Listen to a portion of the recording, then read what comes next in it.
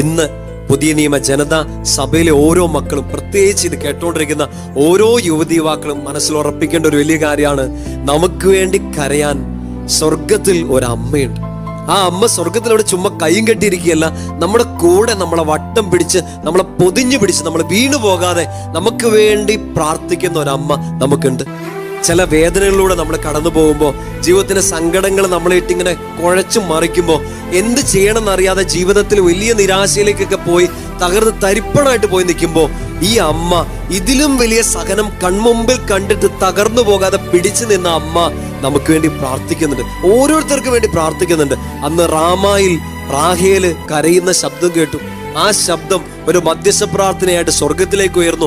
ആ സ്വരം ദൈവം ഉത്തരമായിട്ട്, നിനക്കൊരു രക്ഷയുണ്ട്, നിനക്കൊരു പ്രത്യാശയുണ്ട്, നിന്റെ മക്കൾ തിരിച്ചു വരുമെന്ന് ദൈവം വന്നു കൊടുത്ത വാഗ്ദാനം പോലെ ഇന്ന് പരിശുദ്ധ അമ്മ നമുക്ക് വേണ്ടി കരയുന്നുണ്ട്.